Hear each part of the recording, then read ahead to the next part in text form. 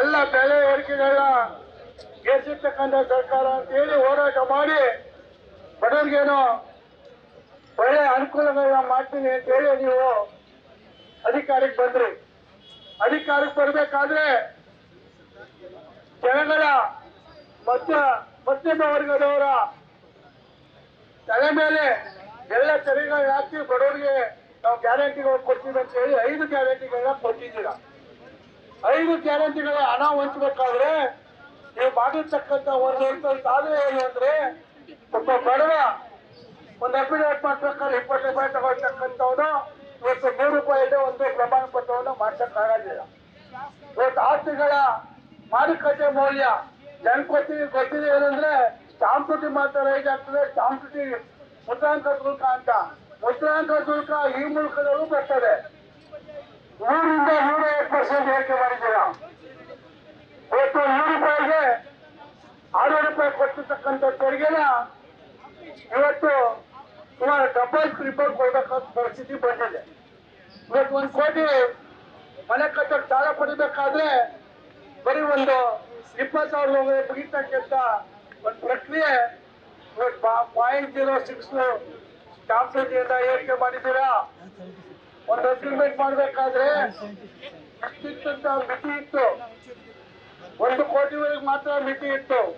1 ಕೋಟಿ ಮೇಲೆ 1000 ಕೋಟಿ ಮಾಡಿದ್ರು 20 ರೂಪಾಯಿ ಕೊಡ್ಬೇಕಾಗಿತ್ತು.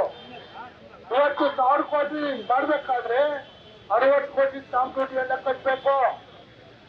ಇವತ್ತು 10 ಕೋಟಿ ಮನೆ ಯಾವ್ದೋ ಸಾಲ ತಗೊಂಡಿದ್ದೀನಿ, 6 ಕೋಟಿ ಸ್ಟಾಂಪ್ ಡ್ಯೂಟಿಯನ್ನ ನಾನೇ ಕಟ್ಟಿದ್ದೀನಿ. ಉದಾಹರಣೆಗೆ ಹೇಳ್ತಕ್ಕಂಥದ್ದು ವೆಹಿಕಲ್ ತೆರಿಗೆ ಇರ್ಬೋದು, ಆಸ್ತಿಗಳ ತೆರಿಗೆ ಇರ್ಬೋದು, ಎಲ್ಲ ತೆರಿಗೆಗಳನ್ನ ನೀವು ಮಧ್ಯಮ ವರ್ಗದ ಮೇಲೆ ಬಡವರು ಸಹ ನಿವೇಶನಗಳನ್ನ ಕೊಟ್ಕೊಂಡಿದ್ದಾರೆ. ಅದ್ರ ಮೇಲೆ ತೆರಿಗೆ ಹೇಳ್ತಿದ್ದೀರಾ.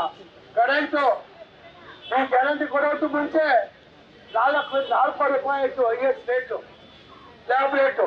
ಇವತ್ತು 7 ರೂಪಾಯಿ ಮಾಡಿದ್ದೀರಾ. ಎಲ್ಲೋ ಕಿತ್ತು ಎಲ್ಲೋ ಕೊಡ್ತಾ ಇದ್ದೀರಾ. ಏನು ಕೊಡ್ತಾ ಇದ್ದೀರಾ?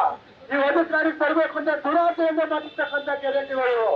ನಿಮ್ಮ 135 ಶಾಸಕರು ಮತ್ತು ಮಂತ್ರಿಗಳ ಮನೆ ಉದ್ಧಾರ ಮಾಡ್ಕೊಳ್ಳಕ್ಕೆ ಕೊಟ್ಟಿರ್ತಕ್ಕಂಥ ತೆರಿಗೆಗಳು ಜನಸಾಮಾನ್ಯರಿಗೆ ಕೊಟ್ಟಿರ್ತಕ್ಕಂಥ ಇವು ಬಾಧ್ಯಗಳಲ್ಲ. ಇವತ್ತು ಎಲ್ಲಾ ರೀತಿ ತೆರಿಗೆಗಳ ಏರಿಕೆ ಮಾಡಿ ನೀವು ಕೊಡ್ತಾ ಇದ್ದೀರಿ. ಗ್ಯಾರಂಟಿ ನುಡಿದಂತೆ ನಡೆದಿದ್ದೇವೆ ಅಂತ ಹೇಳಿ ಸಿದ್ದರಾಮಯ್ಯ ಹೇಳ್ತಾರೆ. ಏನ್ ನುಡಿದಂತೆ ನಡೆದಿರೋದು? ಕರೆಂಟ್ ಬೆಲೆ ಏರಿಕೆ, ಆಸ್ತಿಗಳ ಬೆಲೆ ಏರಿಕೆ 30% ಇಂದ 150% ಏರಿಸಿದ್ದೇವೆ. ಇದು ನಮ್ಮ ಮಾರ್ಗಸೂಚಿ ದರಕ್ಕಿಂತ ಎಲ್ಲ ತೆರಿಗೆಗಳ ಏರಿಕೆ. ಒಂದು ಪ್ರಮಾಣ ಪತ್ರ ಮಧ್ಯ ತೆರಿಗೆಯನ್ನ ವರ್ಷದಲ್ಲಿ 2 ತೆರಿಗೆ ಏರಿಕೆ ಮಾಡಿದ್ದೀರಾ. ಇದೇನ ನಿಮ್ಮ ಆಡಳಿತ? ಬಡವರ ಪರವಾದ ಆಡಳಿತನ? ನೀವು ದಲಿತರ ಉದ್ದಾರರು, ಎಸ್ಟಿ ಜನಾಂಗದ ಉದ್ದಾರಕರು ಅಂತ ಹೇಳ್ತೀರಾ. 87 ಕೋಟಿ ತಿಂದು ತೇಗಿ 3 ಕುಟುಂಬಗಳ 14 ಜನ ಆ ಕೋಟಿ ಟ್ರಾನ್ಸ್ಫರ್ ಮಾಡಿದ್ರಲ್ಲ. ನೀವು ಆ ಎಸ್ಟಿ ಜನಾಂಗದ ಉದ್ದಾರಕ್ಕಾಗಿ ಇರೋ ಆ ಕ್ಷೇತ್ರದ ಬಡವರ ಸರ್ಕಾರ, ನಾವು ಹಿಂದುಳಿದ ಪರ, ನಾವು ಯಾವತ್ತು ಅವರ ಅಭಿವೃದ್ಧಿಗೋಸ್ಕರ ದುಡಿತೀವಿ ಅಂತ ಹೇಳ್ತೀರಲ್ಲ. ಇದೇನಾ ನಿಮ್ಮ ಸರ್ಕಾರದ ವೈಖರಿ? ದಯಮಾಡಿ ಮಾನ್ಯ ಸಿದ್ದರಾಮಯ್ಯನವರೇ, ನೀವು 14 ಸರಿ ಬಜೆಟ್ ನ ಮಂಡನೆ ಮಾಡ್ತಿದ್ದೀರಾ. ನಿಮಗೆ ಗೊತ್ತಿರತಕ್ಕಂಥ ವಿಚಾರ ಯಾವುದೂ ಇಲ್ಲ. ಕೂಡಲೇ ಈಗ ಏನ್ ಹೇಳ್ತಿದ್ದೀರಾ 3 ರೂಪಾಯಿ 3 ರೂಪಾಯಿ ಬೆಲೆ ಏರಿಕೆಯನ್ನು ವಾಪಸ್ ತಗಬೇಕು.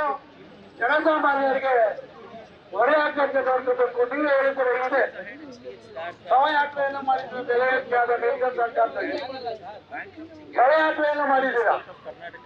ಅದಾದ ನಂತರ ನೀವೇನು ಹೇಳಿದ್ದೀರಾ? ಒಂದ್ ಕಡೆ ಸ್ಟಾಲಿನ್ ಅವರು 100 ರೂಪಾಯಿ ತಮಿಳುನಾಡಲ್ಲಿ ಪೆಟ್ರೋಲ್ ಕಡಿಮೆ ಮಾಡಿದರೆ, ನೀವು 10 ರೂಪಾಯಿ ಕಮ್ಮಿ ಮಾಡಿ ನಮ್ಮ ಸರ್ಕಾರ ಅಧಿಕಾರಕ್ಕೆ ಬಂದ್ರೆ 10 ರೂಪಾಯಿ ಕಮ್ಮಿ ಮಾಡ್ತೀವಿ ಅಂತ ನೀವೇ ನಿಮ್ಮ ಬಾಯಿಂದ ಇರತಕ್ಕಂಥ ಮಾತು ಇದೆ. ಇದಕ್ಕೆಲ್ಲ ಒಂದ್ಸರಿ ನಮ್ಮ ಶರಣವರು ಹೇಳ್ದಂಗೆ ಹಿಂದೆ ನೀವೇನೇನು ಮಾತಾಡಿದ್ರ ಅದನ್ನ ರೀಕಾಲ್ ಮಾಡ್ಕೊಳ್ಳಿ. ನೀವೇ ಹೇಳಿದ್ರೆ 10 ರೂಪಾಯಿ ನಾವು ಕಮ್ಮಿ ಮಾಡ್ತೀವಿ ಅಂತ. 40% ಸರ್ಕಾರ ಅಂತೇಳಿ ಹೋರಾಟ ಮಾಡಿ ಬೀದಿಗೆ ಬದಲಿ ಇವತ್ತು 60% ಕಮಿಷನ್ ಸರ್ಕಾರ ಅಂತ ಜನ ಹೇಳ್ತಾ ಇದ್ದಾರೆ. ಬೆಂಗಳೂರಲ್ಲಿ 4 ನಿಮ್ಮ ಸೋಲ್ಸಿ ನಿಮ್ಗೇನ್ ಮಾಡ್ಬೇಕು ಅನ್ನೋದನ್ನ ತಕ್ಕ ಸಾಕ್ಷಿಯಿಂದ ಬೆಂಗಳೂರು ಮಹಾನಗರ ಕಳಿಸಿದ್ದಾರೆ. 60% ನಾವು ನೀವು ಕಮಿಷನ್ ಹೊಡಿತಾ ಇದ್ದಾರೆ ಅಂತ ಕಾಂಟ್ರಾಕ್ಟ್ರು ಜನಸಾಮಾನ್ಯರು ಎಲ್ಲಿದೆ ಸಾಕ್ಷಿ ಅಂತ ನಿಮ್ಗೆ ಇನ್ನೂ ಏನಿತ್ತು ಸಾಕ್ಷಿ 40% ಬಿಜೆಪಿ ಸರ್ಕಾರ ವಿರುದ್ಧ ಹೋರಾಟ ಮಾಡಿದ್ರಲ್ಲ ನಿಮ್ಗೆ ಸಾಕ್ಷಿ ಇಟ್ಟ ಏನೋ ದಾಖಲೆಗಳಿದ್ವಾ? ಹಾಗಾಗಿ ಮಾನ್ಯ ಸಿದ್ದರಾಮಯ್ಯರಲ್ಲಿ ಮನೆ ಮಾಡ್ಕೊಳ್ಳೋದಕ್ಕೆ ನೀವು ಹೇಳ್ತೀರಾ ಬೆಳಿಗ್ಗೆ ಎದ್ದು ಹೋರಾಟ ಮಾಡುವಂತ ಹೋದಂತ ಸಂದರ್ಭದಲ್ಲಿ ಹಾಲಿನ ಬೆಲೆ ಜಾಸ್ತಿ ಆಗುತ್ತೆ, ತರಕಾರಿ ಬೆಲೆ ಜಾಸ್ತಿ ಆಗುತ್ತೆ, ರೇಷನ್ ಬೆಲೆ ಜಾಸ್ತಿ ಆಗುತ್ತೆ, ಅಗತ್ಯ ವಸ್ತುಗಳ ಬೆಲೆ ಎಲ್ಲ ಜಾಸ್ತಿಯಾಗಿ ಜನಸಾಮಾನ್ಯರ ಕಣ್ಣಲ್ಲಿ ಕೈ ತೊಳಿಬೇಕಾಗ್ತದೆ, ಕಣ್ಣೀರಿನಲ್ಲಿ ಕೈ ತೊಳಿಬೇಕಾಗ್ತದೆ. ನೀವು ಹೋರಾಟವನ್ನು ಮಾಡಿ ಸರ್ಕಾರವನ್ನು ಅಧಿಕಾರಕ್ಕೆ ಆ ಬಜೆಟ್ ತಕ್ಕಂತೆ ಇವೇನ್ ನೋಡುವಂತೆ ನೋಡ್ಕೊಳ್ಳಿ. ಇವತ್ತು ಈ ಬೆಳೆಯನ್ನ ಕೂಡಲೇ ವಾಪಸ್ ತಗೊಂಡು ಕರ್ನಾಟಕದಲ್ಲಿ ಮಾದರಿ